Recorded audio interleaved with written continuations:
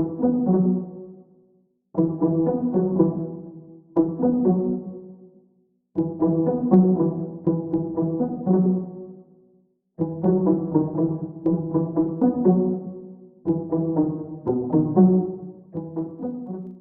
daholo androany sika dia ndao raha hiresaka ny mahakasika ny fampielezan-kevitra izay misy ao Antananarivo renivohitra ao satria mantsy maro mametra-panontaniana amin'ny ilay hoe ahoana sy ahoana marina i Gascar Fenosoa izay mandritra izao fampielezan-kevitra amin'ny fifidianana ho ben'ny Tanana ho avy izao satria mantsy tsy tahaka ny tamin'ny fifidianana solombavamboaka intsony ny zava-misy amin'izao fotoana izao fa lasa mirona any amin'ny tojo ravalomanana sy haralalanmanantsoa ary tena razavonjoelona ny ankabetsahan'ny olona sy ny resaka fampitam-baovao etsiroa ao Antananarivo renivohitra ao amin'izao ankehitriny izao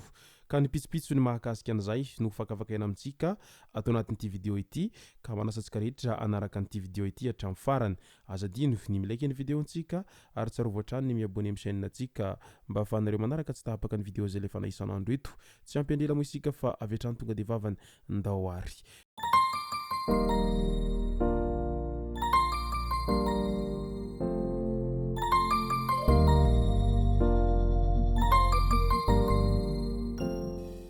Milohany dirantsika amin'izay pitsopitso mahakasika an'izay Gascar Fenosoa sy ny fampielezan-kevitra izay dia ndao aloha ho resantsika ireto tsara ho fantatra manaraka ireto. Tontosa nandritra ny fivoriana natao tamin'iny andron'ny omaly iny teny Tsimbazaza ny fifidianana izay ho filohan'ny voameran'ny fiampangana ao amin'ny fitsarana avo na ny HCG eo anivon'ny antenimieranam-pirenena. Voafidy ho filohan'izany ny député avy any amin'ny distrikany Morondava Andriamatoa Hadja Resampa. Izy moa marihina fa sady filohan'ny vondrona parlementaire ny Irmara izay maronisa ao Tsimbazaza ao. Fanambarana voalohany nataony taorian'izany ny hoe tena hikirakira ireo antotan-taratasy voarainy ity voamera fiampangana eo anivon'ny HCG ity. Ho tanterahana ao anatin'ny fanajanany lalàna velona mifehin'ny HCG io andraikitra io.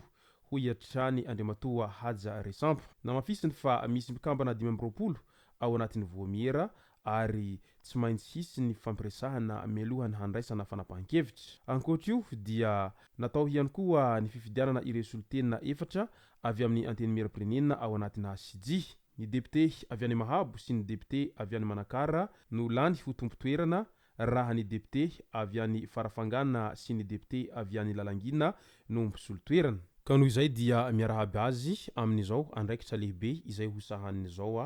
izay avy ety amin'ny WATAWATA GASY ainganeka havita tsara an'izay iandrasana aminy ity député avy any Morondava ity. Eo amin'ny lafin'ny diplomasia indray dia hanokatra masivo any Emiraty Arabo mitambatra sy Ankara Turkia i Madagascar amin'ny taona 2024 araky ny nambarany ny avy eo anivon'ny ministeran raharaha-mbahiny tamin'iny andron'ny omaly iny raha toa ka voahaingana no tokanana ny masivon'ny Madagascar tao Rabat Maroc tao mety ho isy piahy amin'izay araky izany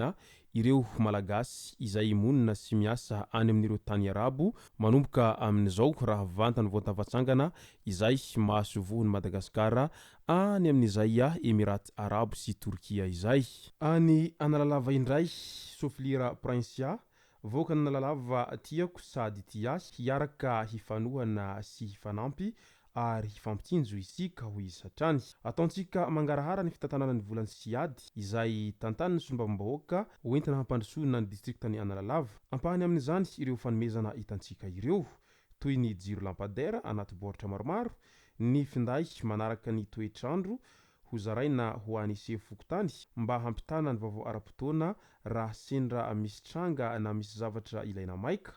tafo fanitso maromaro, simenitra ary fitaovana ho any mpanjono maromaro hoy ny tatitra nataony solombavambahoaka voafidy tao amin'ny distrikany Analalava sady filoha lefitry ny antenimieram-pirenena ao amin'ny faritany Mahajanga Ramatoa Soflira Prinsia. Nambarany fa simpanamboarana amin'ny volany siady ny lalana miakatra ao Magnasa Mody mandeha any amin'ny komina Marovatolena sy Antonobe. Torak' izany koa ny lalana makany Ambarjeby sy ny sisa.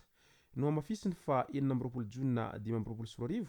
no apetraka ny vaty fototry ny fanamboaran-dalana mampifandray ny distrika ny Antsuy sy Analalava izay efa ela nampanahirana ny vahoaka fa ho atao goudron manontolo am'izay zany amin'io taona 2024 io. Nandrisan'ny fanamarihana ny androm-pirenena ho an'ny ady atao amin'ny jono tsy ara-dalàna sy tsy manara-dalàna no nanolorany ireo fitaovana ireo sy nanambarany izany vaovao goavana ho an'ny vahoaka ny Analalava izany ary nangatahany ampahabe maso tamin'ny andriamatoa ministry ny jony sy ny toe-karena manga ny hanokafana indray ny fitrandrahana dingadingana ao amin'ny distrika ny Analalava. Tsy niandriela fa namaly avy hatrany ny ministry ny jony sy ny toe-karena manga izay nanotrona ny fotoana fa omena fiofanana momba ny fiompiana dingadingana ny mpanjono ao amin'ny distrika ny Analalava ary ampahafantarana azy ireo ny tokony sy ny tsy tokony atao eo amin'ny sehatry ny jono mba hisi ny fanarahan-dalàna hampiroborobo sy hampiariny tantsaha mpanjony fotony ahafahana mampandroso ny tenany ihany koa. Tazana nanotrona sy nanome voninahitra ity fotoana goavana ity ny governoran'ny faritra Sofia izay nilaza fa tokony fanome tanana sy fankaty ary hirahina tanteraka ny vahoaka anatin'ny distrika Analalava fa tsy famingapingana mba ahafahana mampandroso haingana ny tanàna izay manana ny mahizy azy na ara-toe-karena izany na ara-kolotsaina eny na ara-tantara ihany koa mba hanafaingana ny famonjena ireo tantsaha-mpanjony izay misy olana eny anivon-dranomasina dia notoloran'ny ministry ny jono fitaovana toy ny lakana misy motera toraka izany ihany koa ny gendarmeria izay manara-maso ny sisin-dranomasina nomena vedety rapide mba hanafaingana ny fandraisana fepetra amin'ireo samby lehibe izay tsy fantam-piaviana tonga manjono amin'ny sisin-dranomasiny Madagascar fa indrindra amin'ny distrika ny Analalava. Miasa mafy araka izany ity solombavambahoaka izay voafidy tao Analalava ity amin'izao fotoana izao mba hanatanteraka an'ireo toky rehetra izay nataony nandritra ny fampilezan-keviny. Ndao am'izay ho resantsika ny mahakasiky i Gascar Fenosoa izay kandida laharana fahaenina ao Antananarivo renivohitra ao amin'izao hazakazaka hoeny amin'ny lapan-tanàna ny Antananarivo amin'izao fotoana izao. Ao anatin'ny fampilezan-kevitra mantsy isika amin'izao fotoana izao ary samy miezaka manao an'izay fampilezan-kevitra izay avokoa ny kandida rehetra manerana ny nosy. Ao moa ireo kandida izay hita fa tsy dia mahavory-olona loatra ary misy ihany koa ireo kandida izay tena mahavory-olona marobe.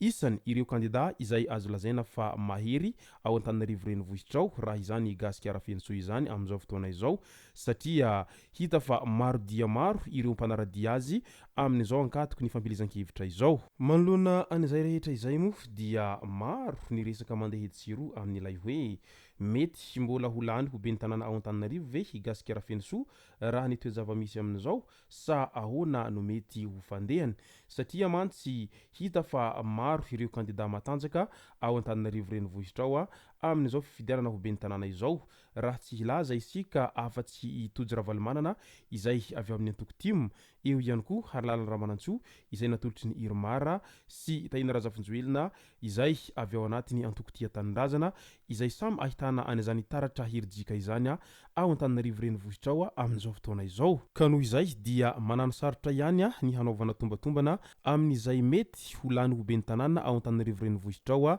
amin'izao fifidianana be ny tanàna ho avy izao. Ka dia mirarina soa sy ny tsara ho azy ireo hatrany mba samy hanatanteraka an'izay nofinofiny hoeny amin'ny lapan-tanàna ny Antananarivo izay avy ety amin'ny WATAWATA GASY izay sy zay moa no mahasaka azo naroso tao anatin'ity vidéo ity tompoko lasy tompoko vavy misaotra antsika rehetra nanaraka an'ity vidéo ity hatramin'ny farany azadino ny milaiky ny vidéontsika ary tsarovatra hatrany ny miabone amin'ny chaîne antsika mba ahafahanareo manaraka tsy tahapaka ny vidéo izay lefa isan'andro eto tompoko lasy tompoko vavy mankasitraka dia mirary soa.